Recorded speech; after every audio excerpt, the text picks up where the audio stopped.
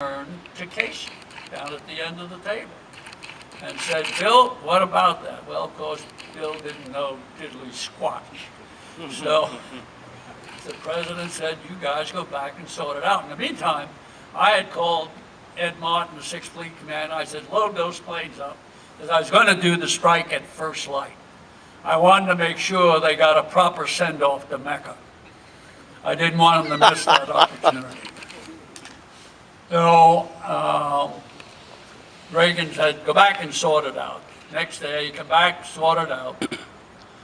And lo and behold, no, there's no Lebanese Army troops in those barracks. And I get this from Bud McFarlane, who was the national security. I was not invited to the meeting. I've been to a couple of meetings with Carter, and I don't think I think they heard of my reputation, so they didn't invite me back.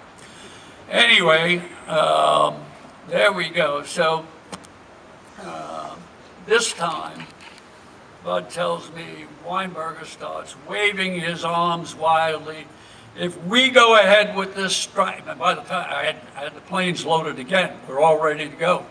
He said, if we go ahead with this strike, we're going to lose all our Arab friends, blah, blah, blah, blah, blah. And he threw enough dust in the air. We couldn't get the execute message from Reagan. And that's why we never got to do the retaliatory strike. We had the planes loaded. We were going to wipe them out. This is the second time we could have changed the course of history. So then, you know, who got the Weinberger? I've never been able to figure it out other than some group, the Iranian Washington lobby group. It had to be. But Weinberger wasn't through.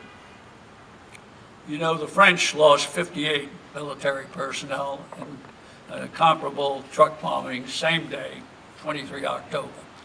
And they wanted to do a combined strike with us. So I called out to Jerry Tuttle and I said, share our strike plans with the French. Reagan approved the combined strike. And I'm glad you're all sitting down, because what I'm going to tell you next is hard to believe. Weinberger wouldn't issue the execute order.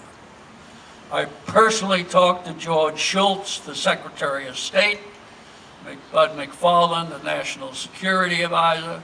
They both told me they made calls to Weinberger, pleaded with him, and he wouldn't do it. The French were just so ticked off at us. They went ahead, they dropped 2 500-pound bombs and killed the goat. But if you read Reagan's diary, and he had to get this from, he got it from Weinberger. Weinberger told the president, oh, you see, we didn't have to go after all. The French went in and totally wiped them out. Pure nonsense. Our failure to respond there became Osama bin Laden's rallying cry. Americans can't suffer casualties, and they will cut and run. And in the eyes of the Middle East, that's what we did from that standpoint.